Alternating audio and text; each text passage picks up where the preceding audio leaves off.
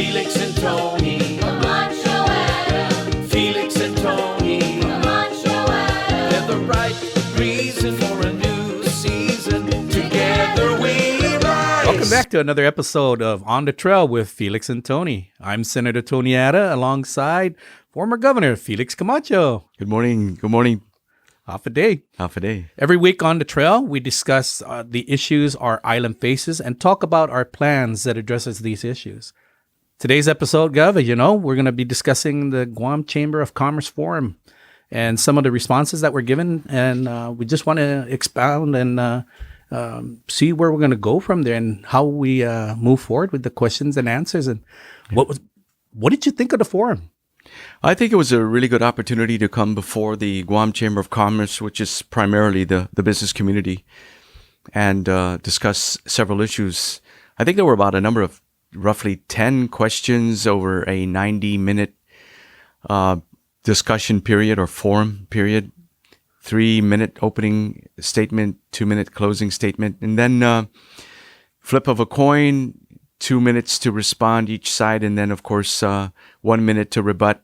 Whoever received the first question had an opportunity to rebut. And so in that type of situation, it was at random. Questions were drawn. Of course, we were not given, at least I know I wasn't given any advance notice of what topics might be, what the questions are. And so had to basically rely on what we knew, at least what I knew, and based on my experience and understanding of what's going on in this day and age. So it was a great opportunity to just come and present our thoughts and ideas on each topic. Yeah, because I know when we were going through it, through the forum, 2 minutes is kind of short to kind of answer or even try to explain what we're going to do in the future for, when we take office at Adelup. So, this is a great opportunity for us to come forward and, expound on those questions that were presented at the chamber. Yeah, absolutely. Yeah. We can do that. I think that's a good idea. Let's just go down maybe some of the questions and respond. But I'd also like you to chime in. Oh, definitely. Don't you worry. This thing will be I'm not going to have only you there. I'll be there chiming in along with you. And, I know there'll be some questions that would probably we check out on. So, yes. Yeah, definitely. So, I know on the, during the forum, the question, I think first one of the questions was the public law about hiring law enforcement personnel every year. Yeah, I think it was Public Law 3654. Exactly. And they mentioned, what about the hiring of law enforcement every year and so forth. So, because I know she brought up the issue of she's going to make public safety a strong priority, which I'm actually shocked that public safety hasn't been a strong priority since day one. And I know when we take administration, public safety, when you say we're going to make public safety a priority, we're going to make it a priority. And I had initially Mr. Agigi come in as a GPD chief for a short while, Earl Agigi, and then followed by Frank Yashizaki. And Frank Yashizaki has a tremendous background, of course, with the FBI as a regional director and was willing to come on board. He initially was at Department of Corrections, but we brought him on board and followed eventually by Paul Suba. So strong leadership and experience. It was some from outside coming in and one that came up the ranks, a couple of them between Earl and Paul. And I know that for a fact we had more police officers then than we certainly do now. I know that there is, they say upwards of 300 police officers short of what's required to go and serve and protect the people. The real challenge I hear, and you and I both hear on the street from the officers, is that the hours are long, and they're working 6 days a week with overtime all those 6 days, and so the stress and strain with limited resources and personnel to go out and police the entire island has really put a strain on them, and of course their ability to to focus all their energies because they're absolutely just worn out. Yeah, I mean, Wear and tear. Yeah, that can take a toll on a person's health absolutely. and also the welfare of their family. So the health and welfare, is Yeah. important. I recall we at our time we even had to have certain qualified individuals that would be there for counseling services. An incident would happen, police would have to respond. It may be something tragic. It may have been something that was causing close to a PTSD type of response, a reaction. How do the officers then process through this and go through the healing of all and ensure that it doesn't affect their job performance, but also that they don't take the stress and the strain and what has occurred back to the family, back to the home front. And Right. So we had to consider not only the individual police officer and those in command, but also their entire well-being Right. and the home front. So it was really good. We one thing that we have to consider, I believe, in is we're talking about perhaps the hiring of law enforcement officers. Is you and I had discussed what they consider to be regular, first of all, a special bonus pay above for police officers, and then similar to what they do in the military would be for automatic promotions. So we're going to have to fill the ranks in entry level for the most part at Police Officer 1 after training and certification. The existing police officers that are there as PO1 should automatically move up to PO2. PO2s move up to PO3. PO3 move up into the next rank and the like. And so your thoughts on automatic promotions that are time-based and also qualification-based? I think it's an excellent idea. The military does it. You go automatic promotions from E1 to E2, E2 to E3, and E3 to E4, right? From private to private first class, and then private first class to specialist.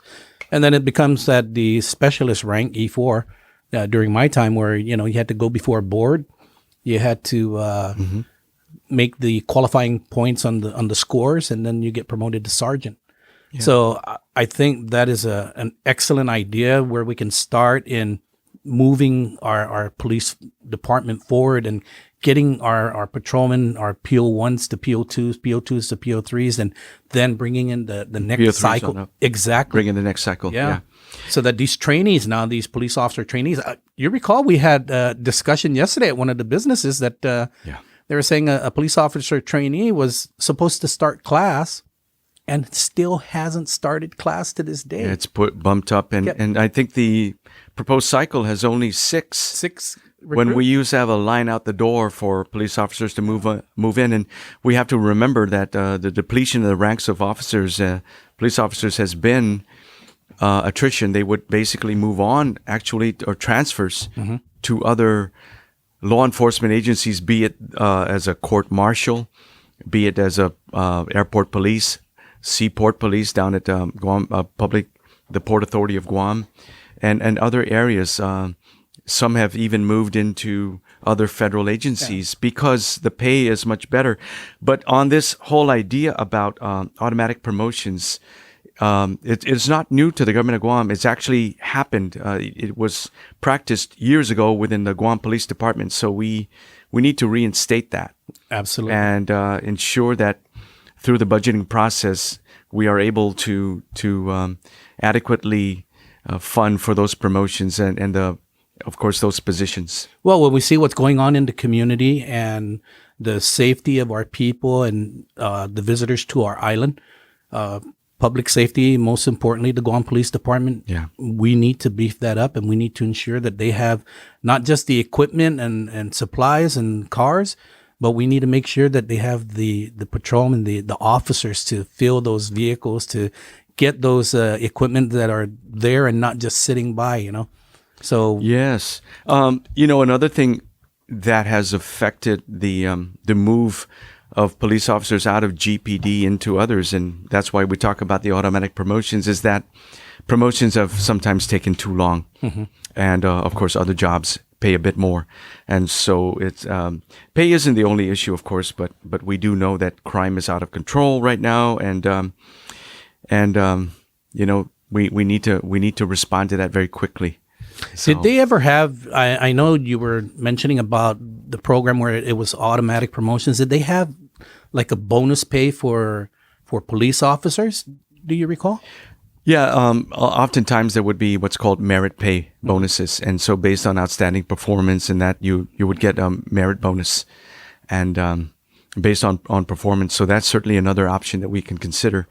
But certainly, I know that in our time we had given up to 40% pay increases, not only to police officers, but we also gave them to nurses and teachers and the like.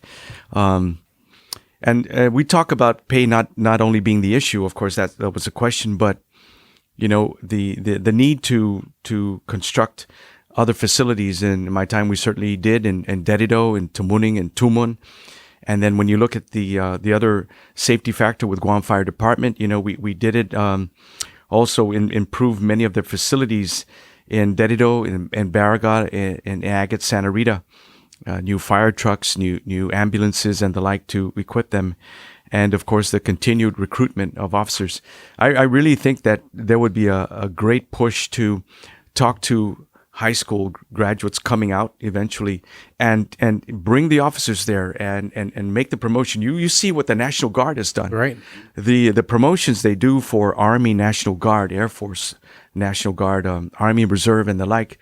A very well coordinated promotion that you would see into the community, and showing the potential career for these young men and women that would love to go into public safety. I know that my grandson has some friends that have even left island and to join into, say, the armed forces, whether it be police or fire or other agencies, to get the qualification they need and eventually come back, to Guam when they've fulfilled their service. But there really is a tremendous interest in it, I know. But let's do a great effort in recruitment and promotion. Out there. There's many great men and women in the Guam Police Department. I started my military career as a aircraft structural repairer. So I used to, I was in aviation, and I used to repair helicopters and fixed wing aircraft. As I ended my military career, believe it or not, I was a military police down at the 368 company, military police company in the Army Reserves, and I served with a lot of the men and women who currently are in the Guam Police Department or who have retired. So, we need to really beef up our police department, give them the tools they need, salaries they deserve, and see how we can get that promotion going and how we can get new recruits into department. And what you mentioned, I believe that we're going to be able to succeed in a short amount of time to get police officers out on the streets. Your mention of that, having served as military police, it really it brings me back to one of the iconic leaders dating back to the Joseph Ada and Frank Blas administration, where they brought in the late Colonel Adolfo Scambaluri. Right. And Adolfo Scambaluri, along with him, he had on his right-hand side Attorney Bob Klitsky, to handle all of the legal matters, adverse action. And in fact, in my role as Civil Service Commission back in the day, director, we had to deal with a lot of the adverse action matters.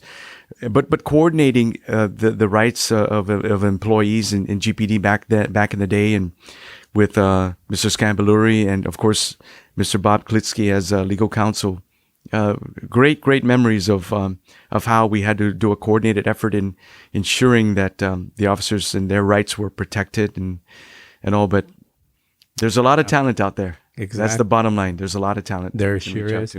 Well, another one of the questions that came up at the forum was on areas where we can reduce or eliminate GovGuam services or things like that. How can we streamline the government process? And let's just discuss some of the points that came up in our discussion. We don't need to mention the name of the corporation that we visited, but well over 30 employees we stood in front of and of course made our pitch. But the questions that came out of these individuals and workers out there in the private sector about the services of Guam that they have to deal with on a day-to-day basis, 5 days out of the week.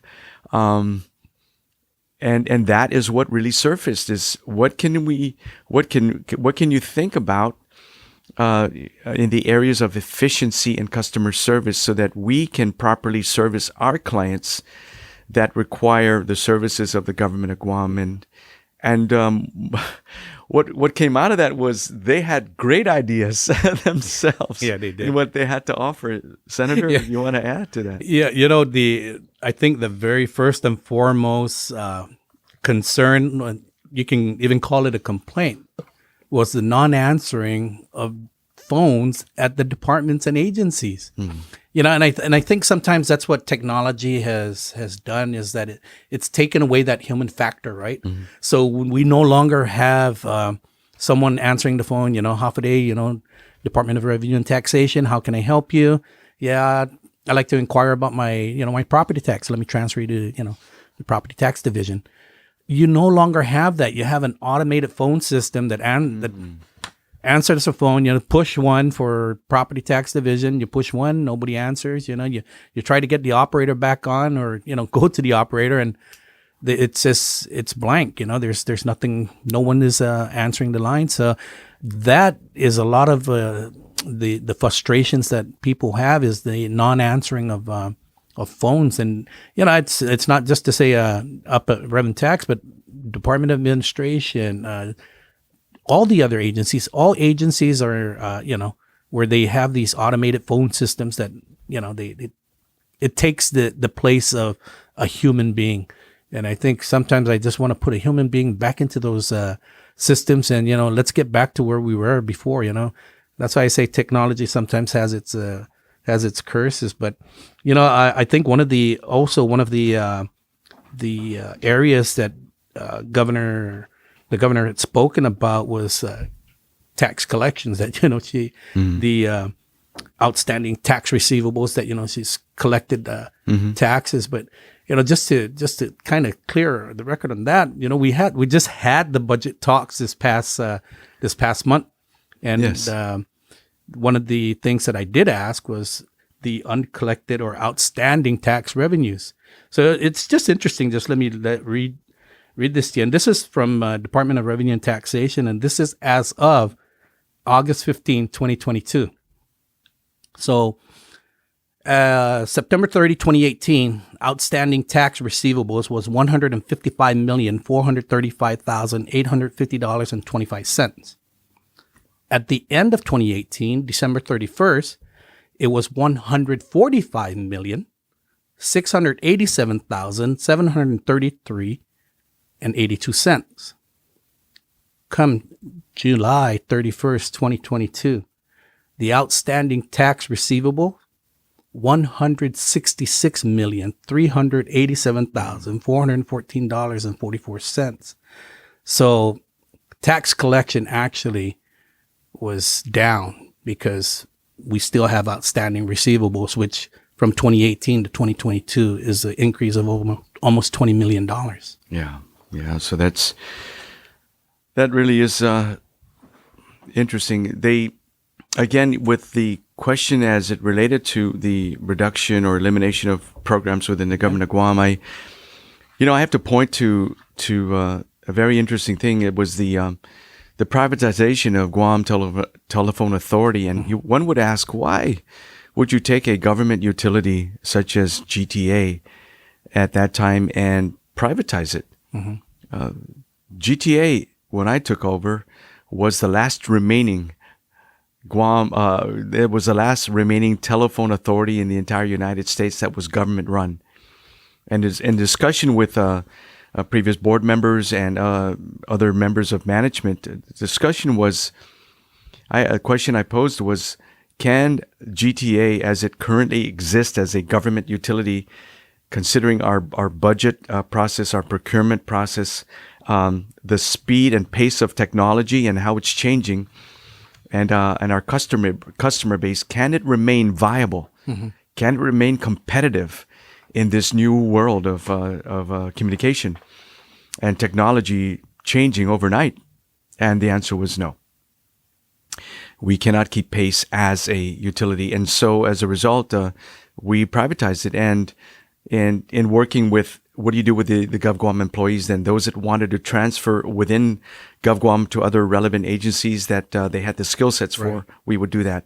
What about our retirement plans? We were able to work that thing out. And so it was a very smooth transition to now you can see that GTA as a name and as an entity has continued to survive. And there are still former GovGuam employees that are still there. Yeah, as a matter of fact, I have a lot of my friends that are still at Guam Telephone, and they were there when it was a GovGuam agency, and they're still there today. You're absolutely right. Yeah. And then, of course, you talk about the size of government. Over time, we had reduced government employment by about 1,000 employees through retirement. Very interesting, because when I stepped in, we said, let's take a look at those that are eligible to retire throughout the government of Guam, not only GovGuam land agencies, but let's take a look at the autonomous agencies that are still dependent upon GovGuam General Fund. And that would be namely the Guam Hospital Authority, Guam Memorial Hospital Authority, GMHA, was certainly one of them. And of course, what we had found was that the last remaining section of these employees that prevented them from retiring was the government of Guam contribution to the retirement fund for them to retire out. And so we had to work to find the available funds, and then in behalf of the authority, GMHA, pay their portion to retirement funds so they were now made whole and then retire out. So those are examples of some of the little details that many were not aware of that we would have to bring and make these people qualified for retirement. So it was a very interesting thing. Another thing that there were many struggles with were we looked at the schools and the school lunch program. Right. Back in the day, most of the schools, if not all of them, had their own cafeteria.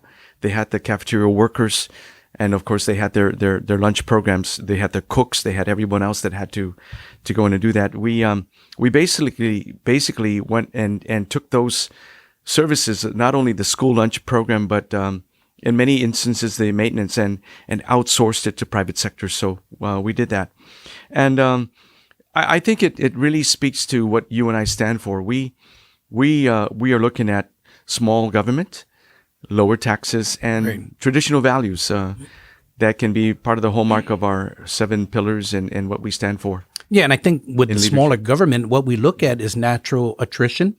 Yeah. Right, from retirement or whatever it may be, and then how we can streamline agencies. Like I remember, excuse me, Governor Calvo was where they consolidated actually, agencies to, bring the like, for example, land management, Chamorro Land Trust, and Ancestral Lands had only one director, So, looking at those type of workings that we can do for our government agencies and departments and divisions. And I know that perhaps there are other things that we can do to streamline services. Perhaps maybe, how we do with like driver's license or vehicle registration renewals.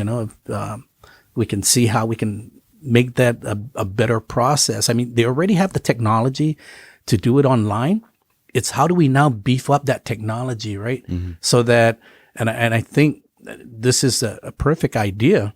And if the administration wants to, steal it and take it and utilize it, by all means, right? But we currently have these vehicle registration stations that you can go in, renew get your car safety inspected, and then renew your vehicle registration at the same time.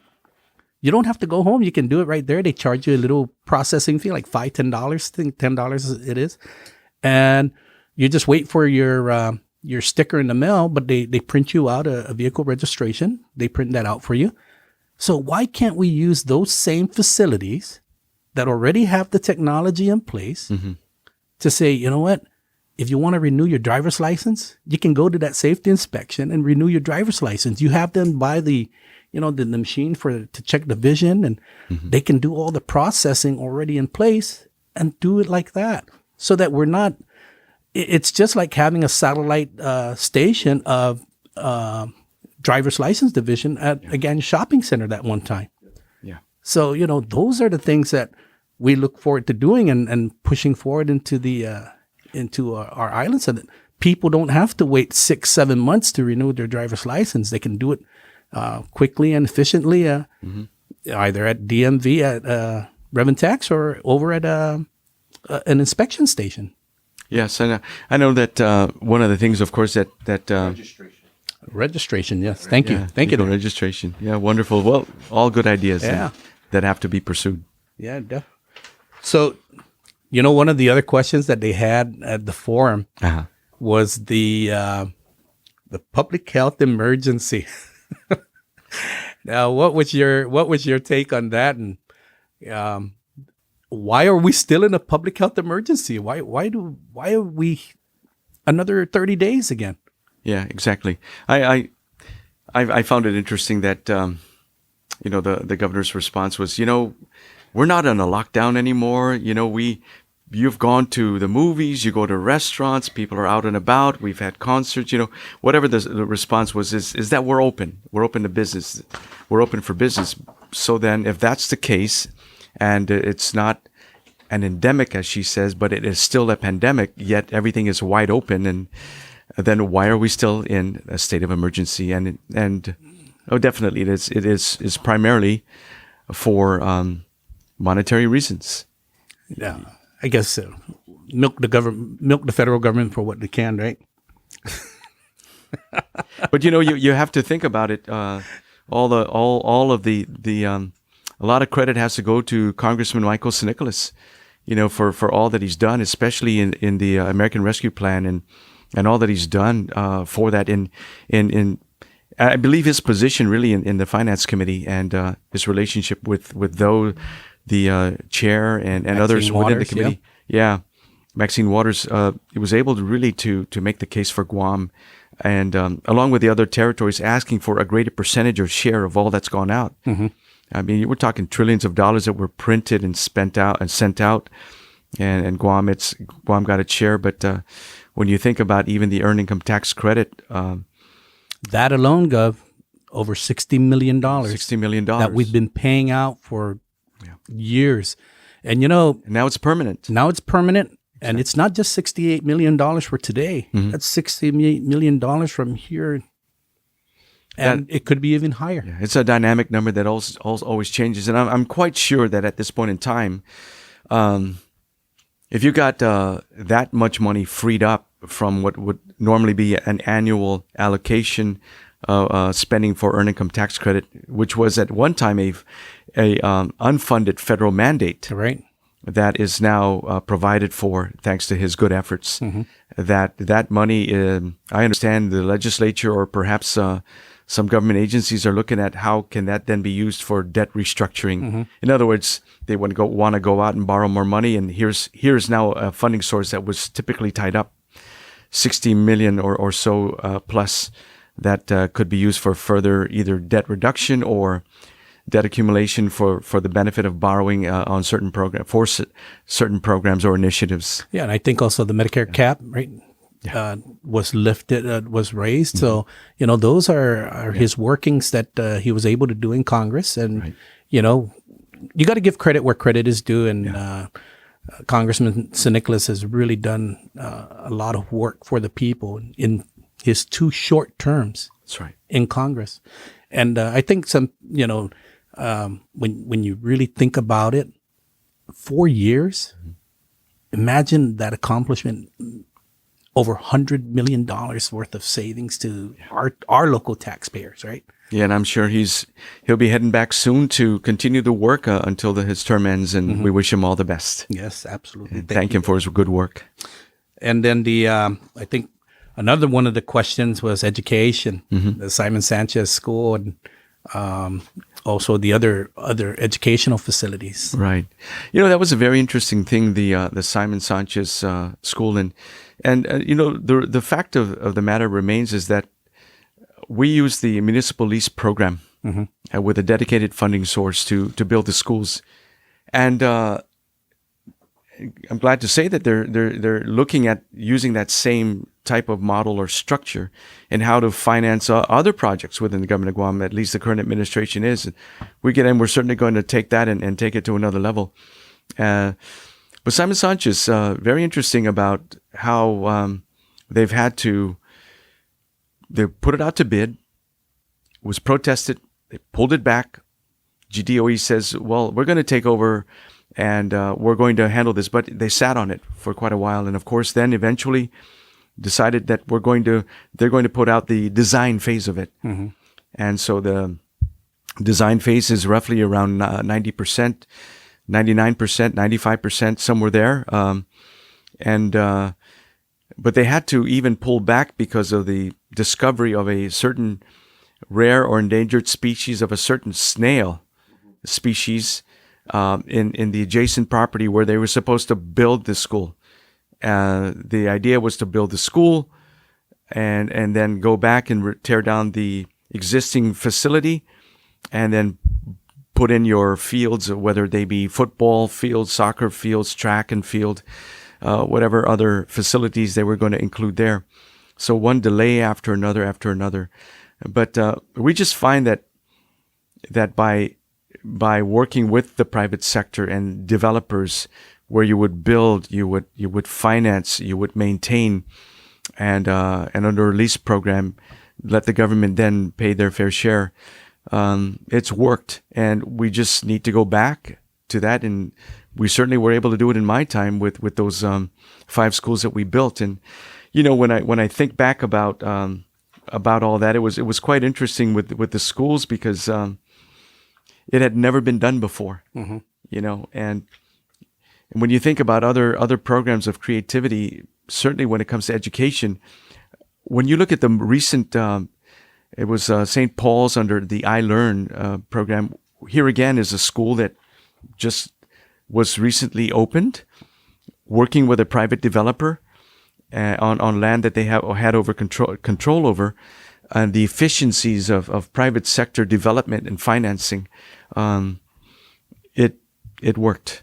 And was built very quickly in 18 months. 18 months, yeah. Compared to the 4 years that we have for Simon Sanchez that hasn't even gotten off the ground. And Senator, when it comes to the financing for the design, of course, was there. What about the financing for the building of the school, the maintenance of it, and the operation? Well, believe it or not, it was just in this past budget. So, it's one of those situations, right? The cart before the horse.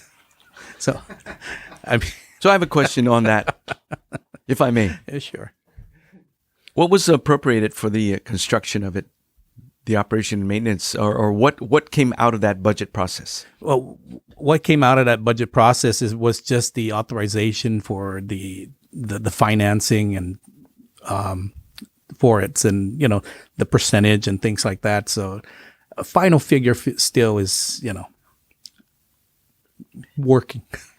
And I think that's where a big concern has to be, is that with the inflation right now, the cost of goods to bring in construction, anybody in construction right now would tell you that it is quite difficult.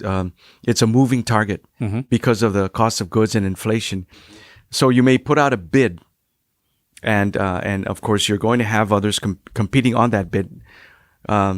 And God forbid there's going to be a protest. If it's awarded to one company, a losing company or two would put up a protest for whatever technical reasons they can find in it. And then it goes into a full-on legal battle, and who knows how long that would take, because I've seen that happen.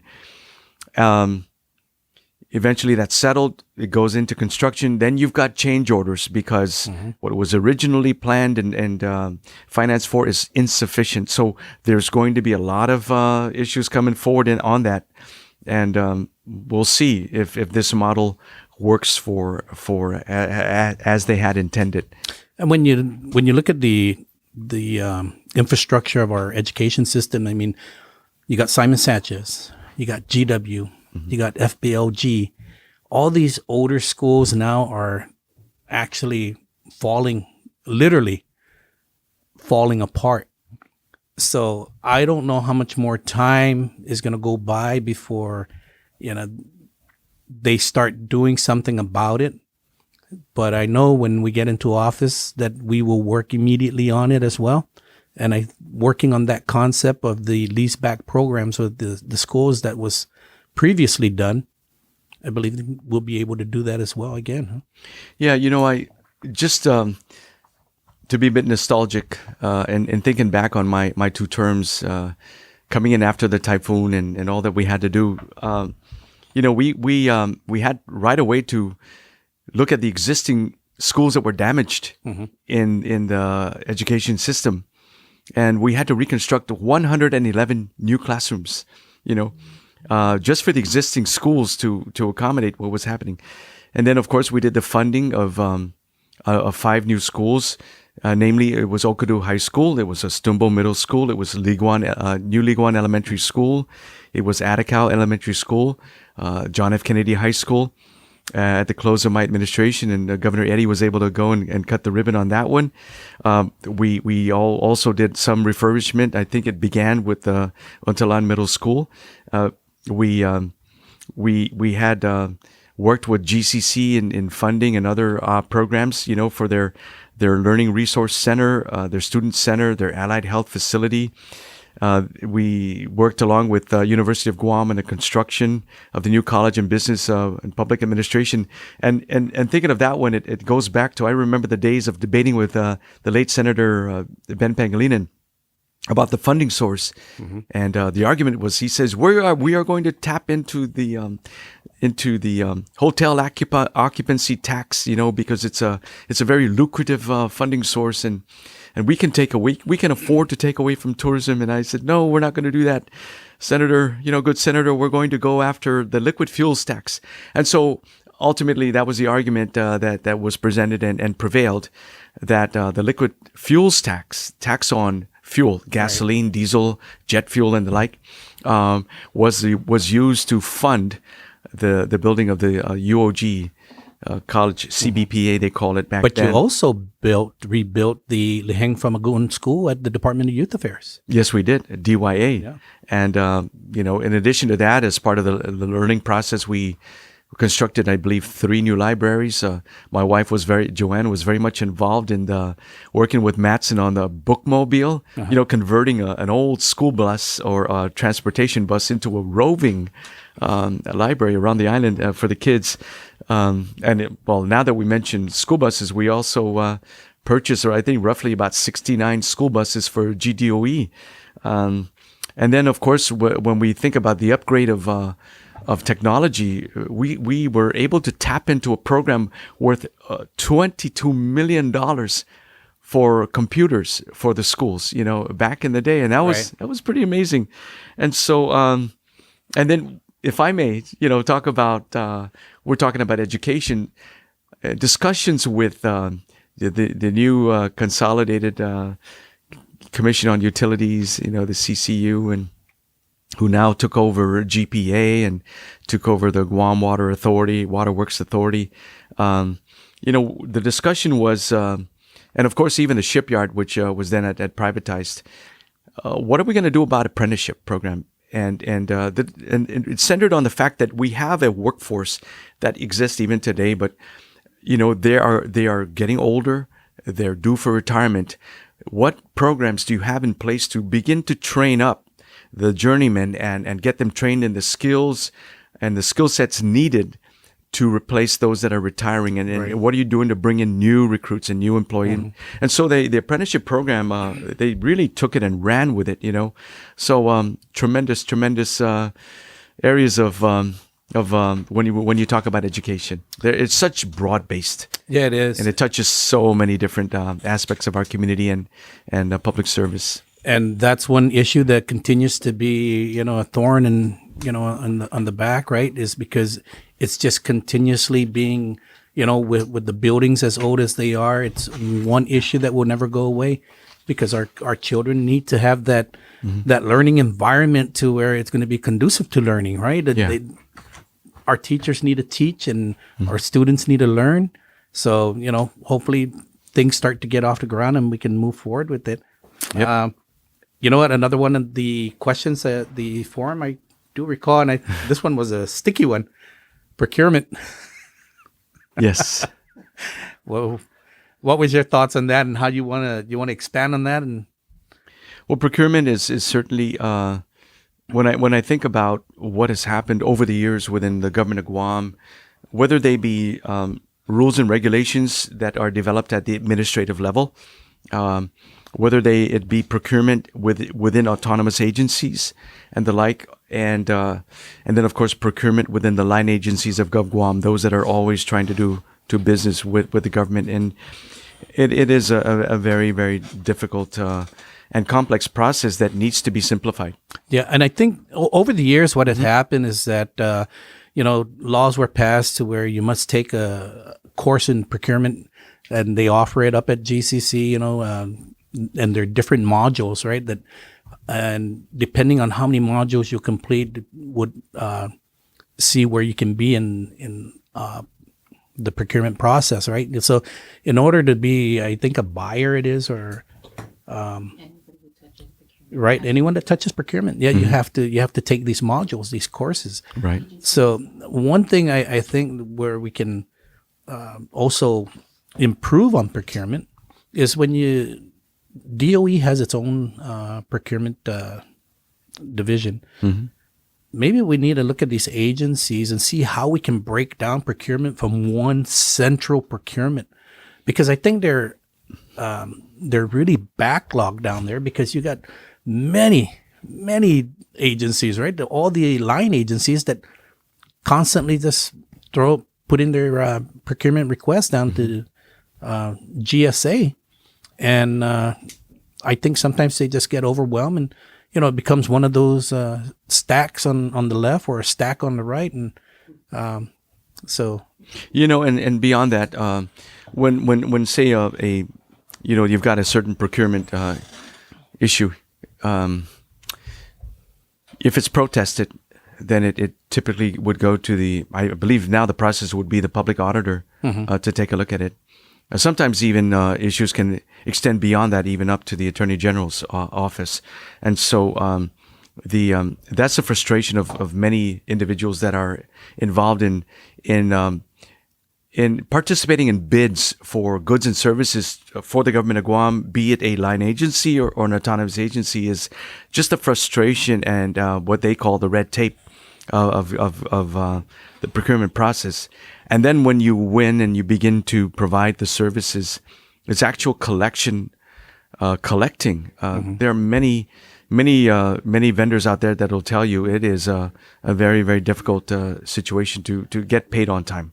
And no matter what claims are made right now. Yeah, that was one of the claims made, is that vendors are paid on time, right? And that's still well, let's take a poll out there and really go out to everybody that's done business with Gov Guam right now and say, hey, how's your collection process and how's the payment? Are you current? Are they current? Are you 30, 60, 90, 120 and beyond? Yeah. It's how many you're going to hear a different story. And and that's I think that's the thing, is that Gov Guam is flushed in cash. When you look at the CRER report as of, here, let me get it for you. I think they were at almost $87 million, surplus. And vendors, if they're still unpaid, I don't know what's going on. Yeah. So, I think that those are things that we continuously need to look at, and how we can streamline that process. And, when they say vendors are paid, we want to make sure all vendors are paid, not just some of the vendors. And I know another one of the hot topics at the forum was the hospital. Yeah, certainly the hospital is one thing. I know that the Guam Medical Society or one other group would be very interested in having a debate between the governor and myself. I'm looking forward to that. Yes. Very much so, because certain claims are being made that, they want to build a new hospital. What do we do with the existing facility? And certainly the medical community has their own ideas on what, at this current point in time, what is in the best interest of providing healthcare to our people. The question would be, right, I mean, they want to build a new facility. It's going to cost $1 billion. What would be the debt service on $1 billion?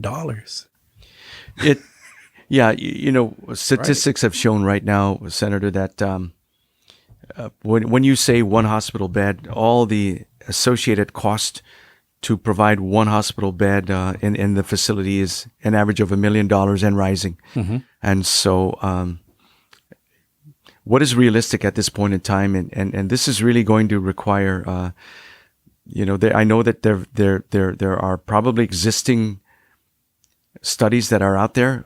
If I were in her shoes, I'm sure that I would seek consulting, not only from the healthcare providers, and we take a look at the examples of what happened with GRMC and the development of that in a private sector setting.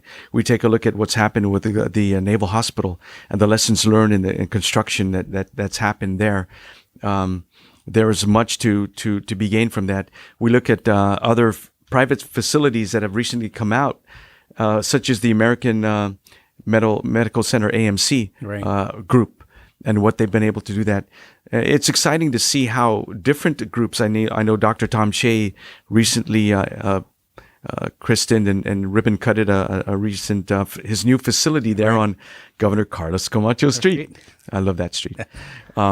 Beautiful facility, but you can see that the investment of those healthcare professionals into the community, providing their services. Back in the day, we had the Guam Radiology Center with Dr. Berg and all the facilities that are provided there just down the street from the hospital. Others that are providing physical therapy, cancer treatment and the like. So the ancillary services that are surrounding a main facility, the location of doctors and other nurses and healthcare professionals that provide the services, and the proximity and driving distance to that main facility are all factors that must be considered as a community is built around that. And so if decisions are made to go and build in a new location as they are planning up in Eagle Field, the infrastructure costs alone have to be considered. I recall in our time, one of the first things we did after having experienced the damage to GMH was to ensure that the Guam Power Authority and their substation, which is midway up the hill from the Hilton, would be a direct line to the hospital, a direct power source to the hospital, so that we don't run into the situation where we have tents in the parking lot to provide rooms for patients because the main facility was severely damaged. So that provides uninterrupted power. Yeah. As long as GPA's got their main line going, you've got a direct line to the hospital. So, facilities such as that, I remember the upgrades that were made to ensure that the water pressure and the water line from GWA going to the hospital again was upgraded. It's been a long time since then, and so much to be considered. Well, I know they said that the Army Corps of Engineers estimated to build a new facility about $740 million. Mm-hmm. So the question 743 was a figure I believe she quoted. So the question would be, when you have such a I don't call them an agency, but the Army Corps, when you have them evaluating and describing and seeing what it's going to cost to build or rebuild or to renovate. Now, the question would be, is that to military specs or civilian specs? Because when you ask the Army Corps of Engineers to come in and assess the situation going on up there, well, they're going to say, we're going to rebuild the facility. We're going to rebuild it. We're going to show it to be military specifications. Mm-hmm. So instead of, and this is just an example, right? 4-inch walls, we're going to require 8-inch walls. Yeah. So things like that, right? And I think that's what needs to be checked on. And let's get a private company that are experts in building hospitals. And I'll bet that the cost will be much lower than $700 million. I believe the term that they use for the Army Corps of Engineers is it was called a charrette. I don't know if that's the proper pronunciation. Yeah, It's called a charrette, yeah. But and I tell you, a lot of the local engineering, architectural firms that exist on Guam with local talent and others, consultants, why aren't they being tapped? There are so many examples of how you've got these other firms coming in. But certainly, if we have to tap into the local engineering, architectural design firms and consultants that are well aware of the challenges of building here locally on Guam, the construction companies that are well established here to also participate in that discussion of what it's going to cost. Because although she quoted $743 million, it's got to cost more than $1 billion eventually when you factor in the distance. You're going to have to get GPA to bring in the infrastructure for a direct substation, that would feed it there and off of the main lines coming in. I mean, just as examples, GWA to bring in the water, the road, wastewater facilities, and the like. So it is really going to be something, but a big challenge ahead. And you're right. There are examples to be learned from what happened at Naval Hospital, what GRMC had gone through, and the realities of construction on Guam in this period of time. Of course, labor and the lack of labor right now outside the fence line is going to be another factor that's certainly going to drive the cost up. So we've got this idea about one large catch-all facility that I believe they also want to include the Veterans Affairs and maybe behavioral sciences and the like. So if you take everything in one concentrated area, a one-stop center, if you will, that is a great challenge. Just the traffic back there, that would be another concern, Yes. And those are what again comes down to what would be the debt service, and would the people of Guam be able to afford it? Yeah. Definitely. Without knowing what the tax revenues will be in, the future to come, would we be able to afford it? But got time for another question? Perhaps one more? One more? Or we can go all through it. I mean, the time Sure. The time cop is unofficial. Oh, the time cop is unofficial, says the producer. So the other one is, the other question was the tourism industry, homelessness, crime, our public parks and public restrooms. As you know, a lot of it has been has been closed. A lot of public park restrooms has been closed, and now we're having a call out to our visitor industry to come and visit Guam because we're safe, we're open, and yeah. What's your thoughts? Well, I had a discussion with one individual that has been involved in the tourism industry for well over 20 years plus. He says, it's like climbing a mountain when we think about tourism and how it began in the 70s and has built up, so well over 50 years now. He says it's akin to climbing a mountain. It takes a lot of effort. It takes a lot of planning and endurance. And so you do that, and then you get to the peak.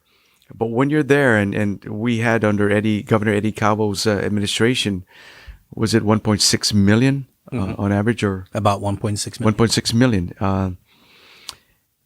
And then he says, what happens is when you're on the peak, if you fall, it is not a gradual fall.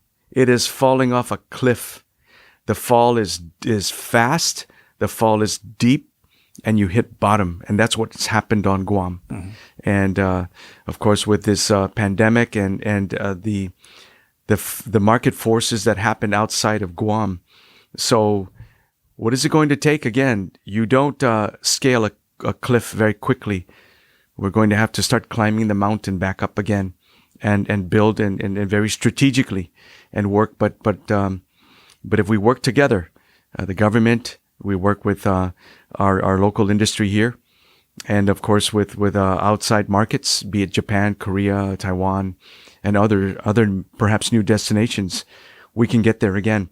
Yeah. One other factor that they mentioned today was that, the numbers that are being touted, for example, in the debate about the increase in tourism and the like, it says, nah, the numbers are not right. So really, tell me about this. And it said it's a matter of economics. The Japanese yen, as compared to the dollar, has fallen. And so the same has happened with the Korean won. It has fallen. And so in relation to the US dollar, meaning the spending power of the tourists that would come to Guam, either from Japan or Korea, has drastically fallen. And so they are preferring to stay home, not board a plane or go elsewhere. If you're in Japan, you may go to Okinawa, or you may travel within the country. And not if you are wealthy, they're probably at this point in time either going to Hawaii or to Europe. Yeah. And so those are the other external factors that are affecting. And again, they said the numbers that are being reported right now are not true. And it's pretty much a 50% drop in what they were expecting in occupancy. Yeah, because we had the Guam Hotel and Restaurant Association 50th anniversary last night. Yes. And man, I saw you. You were working the room. Well, I mean, I couldn't keep up with you, nor could I keep up with my wife. Joanne was working it, and but it was really great to see all those folks from our tourism industry, our hotel and restaurants, right? Yeah. And I had a conversation with them, and the concerns that they had as well was the employment, trying to get people back into the workforce to, get back into the hotels and housekeeping and restaurant management and servers, every position that you can think of in hotel and restaurants are lacking. They're lacking employees, and they were saying, how can we get our tourists if we can't get employees to serve them? And that combined with the cost of traveling to Guam and being here, they said they spend less money. If you get the tourists that get here, they spend less money going out. Yeah. What they do is they'll just go to the store, buy their ramen and drinks and things like that, take it back to the hotel. They don't take the tour excursions anymore. They just go rent a car and they just drive around. So a lot of it is, reduced spending. They'll travel if they can, but they won't spend as much locally. So that's what also affects the businesses here. And, that's why they were just saying we really, really need to work on our destination, our homeland, because they came here 3 years ago and they go down to Ipao Beach and the restrooms are still the same, or they go to another one of the lookouts and the restrooms are still closed like it was 3 years ago. So, Senator, I'd like to ask you, having just come out of the budget process, the concern I heard a lot last night in talking to individuals that do not want to be named, but they're quite concerned about the turmoil that has happened within the Guam Visitors Bureau. And, of course, with the present president, CEO, that is there as a sitting governor, and the battle between him and the board, right, and control over the budget. And there's a lot of concern about what is going to happen in that scenario. And I know the governor has taken a back seat, saying I'm hands off. I'm sure that they can work it out. Well, it hasn't seemed to have worked out, and the battle extended even to control over the budget between the current president, CEO, former Governor Gutierrez, and of course the board of directors, right, that have been not only elected by members of the Guam Visitors Bureau, or rather industry individuals that would select the representation, but appointments by the governor, as the board is comprised of both appointed and elected members, a formula that has, and a structure that has been there for decades. Right. So your insights. Well, what had happened was that there was a section inserted into the budget bill that would give the president CEO the authority to spend the budget of the Visitors Bureau, which is currently about almost $20 million. So it just bypasses the board now. No need for any board action. You don't need a resolution. The president CEO has full control and authority of the Guam Visitors Bureau for this FY. So that fiscal year. It effectively It effectively puts the board aside. yeah. So And that's a dangerous precedence that the legislature had ventured down into. And what's going to happen now? So are you, in a way, you're basically saying that it was on party lines primarily to effectuate this, those that were aligned with the administration and what the president was calling for. Well, what they did was there was an amendment by Senator Shelton to eliminate that section of the budget bill so that it does not go down that road. So the language was submitted by the administration. It was specific in there. In the budget bill, right? Interesting. Was that properly vetted in a public hearing? Some would say it was, and some would say it's not. There was a letter from the Visitors Bureau, but according to some members that, like you, I would not say that was not what the board had actually put out. So there's a lot of questions and concerns, and moving forward with the Visitors Bureau Authority, how it's going to affect what's going on, because completely no action needs to be taken by this board for the president to do anything. So in effect, you now have a one-man show. Right. Yeah, directing the tourism industry and its recovery. Right. Moving forward. Right. Wow, very interesting. With a $20 million budget.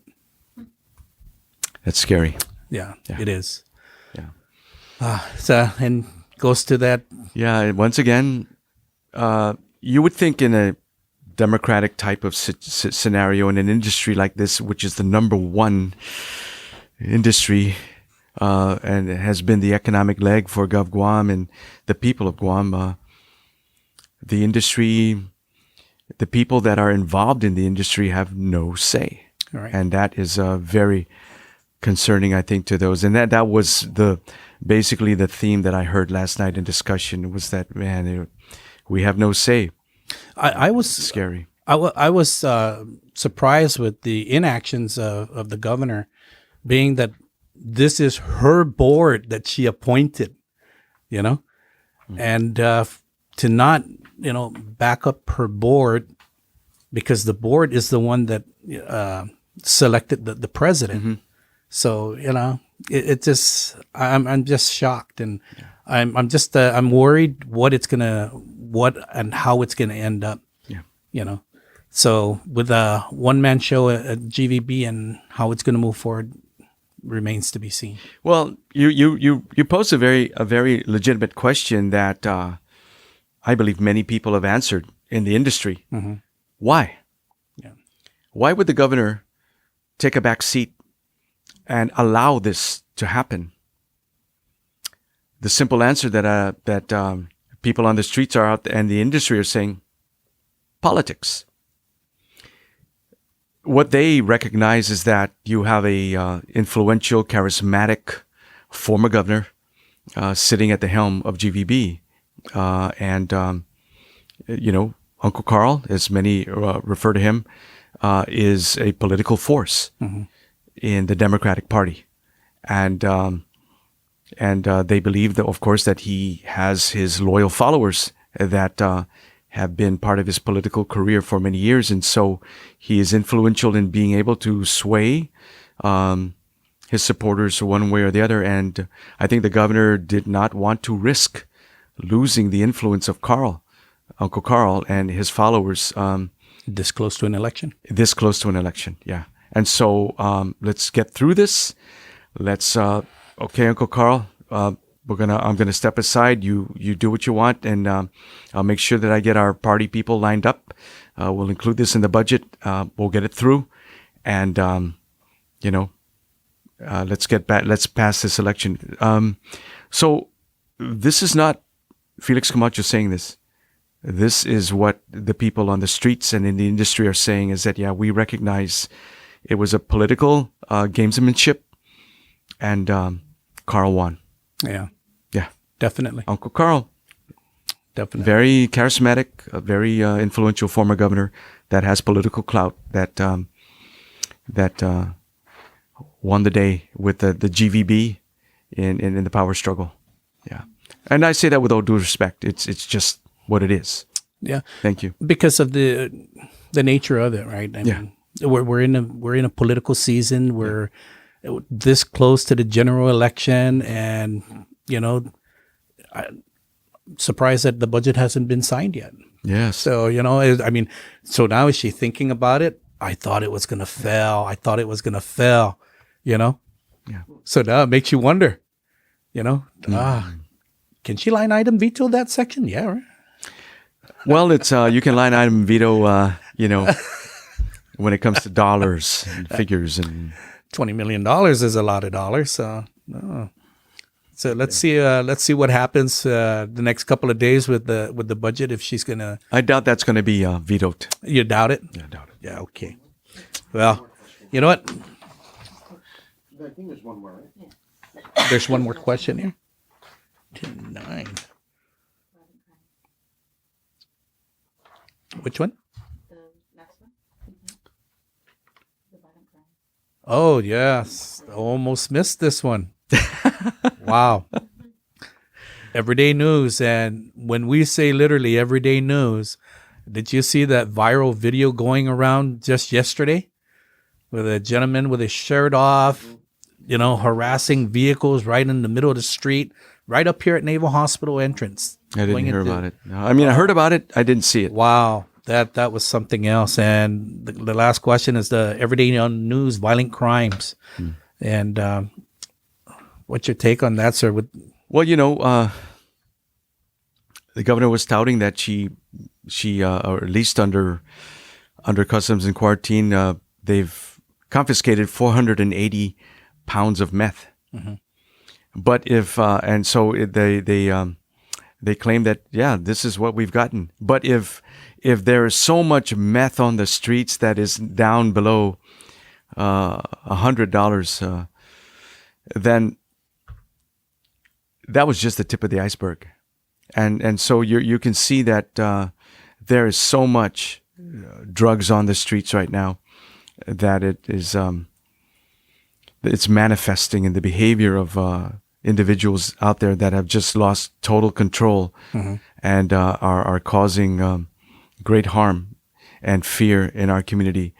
Crime is, I believe, the number one concern of our people right now, because it is affecting the quality of life for the people of Guam. The fear that it has created in our community, the lives that it has destroyed, the drugs that are running rampant out there.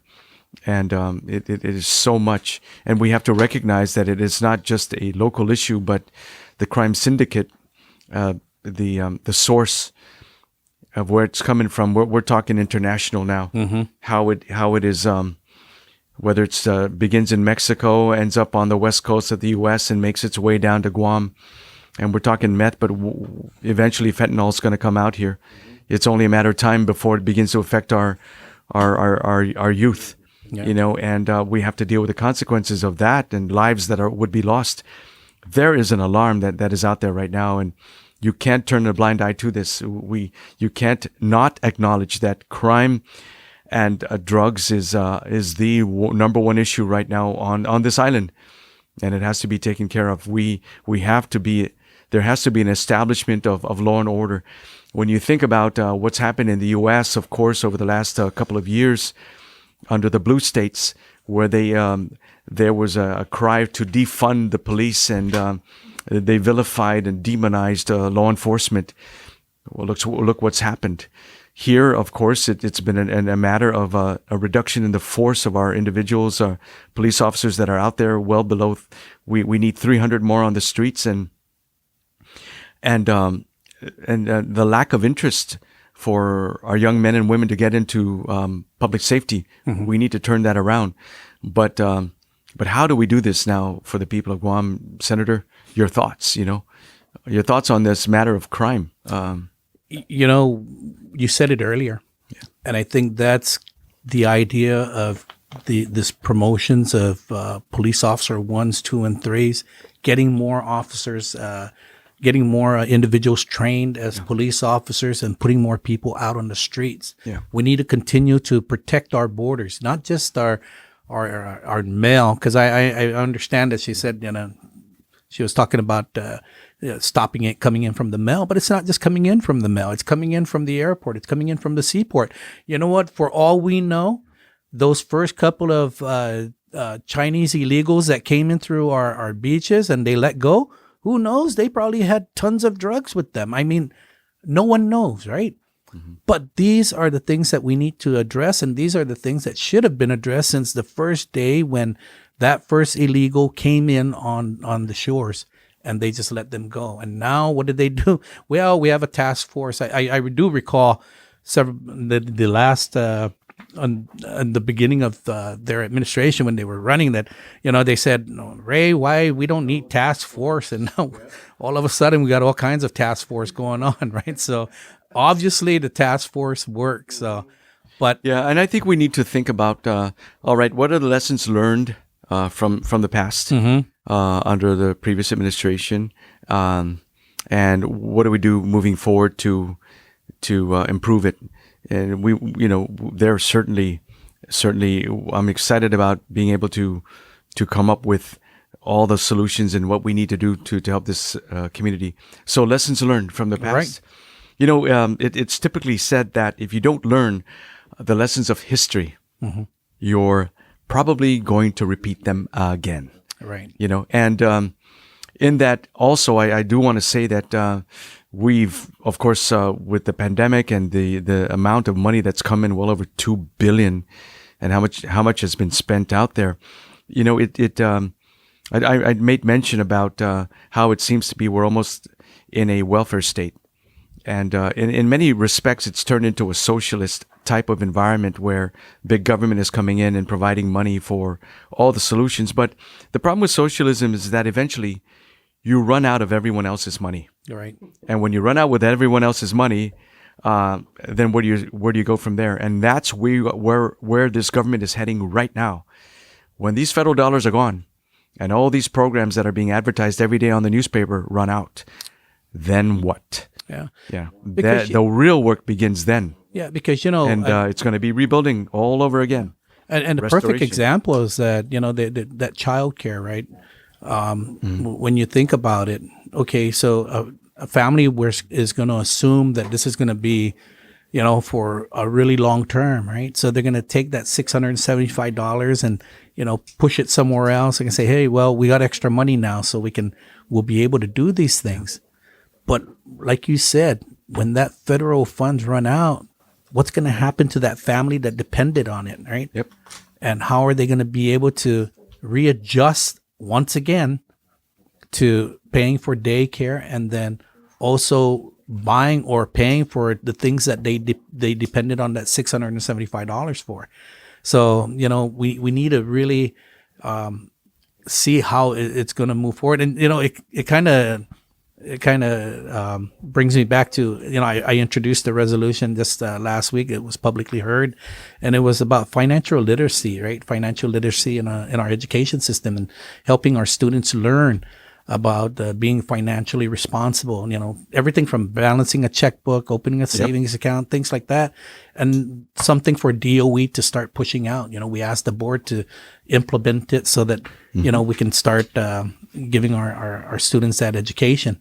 And they said, well, you know what? Can we make it something that would be mandatory from the 2027 class? The freshmen moving on. Yeah. I said, you know what? I'm flexible to these things as long as we start teaching our students, because it's going to be very important for them to learn how to financially manage their funds, especially not knowing what the future holds. So, Senator, just to wrap it up, I'd say that you and I and our team as leaders are going to be the change agents. We're going to have to be the reformers. We're going to have to stand for small government. We're going to have to stand for low taxes. And we're going to have to stand for traditional values. Camacho Ada. On the trail with Felix and Tony. Hey, All right. Thank you, Senator. Thank you. And that brings us to the wrapping up our show. Remember, everyone, your vote matters. We only have 59 days until the general elections. You can still register to vote by going online to Guam GEC, gec.guam.gov/register, or you can visit the Guam Election Commission office at the Oka Building in Tumuning, or you can call our headquarters at 671-475-2222. And early voting begins on October 10th and ends on November 3rd. Ask questions through social media at Camacho Ada for Guam. Engage with us on the trail by asking us questions through any of our social media platforms on Instagram, Twitter, and Facebook. Your questions can be sent to us in text, audio, or video. We still haven't gotten a text, audio, or video. I'm looking forward to that. We look forward to engaging with you in the digital space and answering your questions on the show. And join us in our upcoming events this week. And we got September tomorrow. 11th. Tomorrow, September 11th, we do have our 2K walk run, in memory of all those who have perished on September 11th. Yes. We keep them in our prayers. We keep the families, the survivors, also in our prayers. And, let's memorialize those on September 11th and keep everyone there. Be safe, everyone. Once again, on the trail with Felix and Tony. And we'll see you next week with Felix and Tony. Thank you. Thank you. Bye-bye. Bye. Felix and Tony.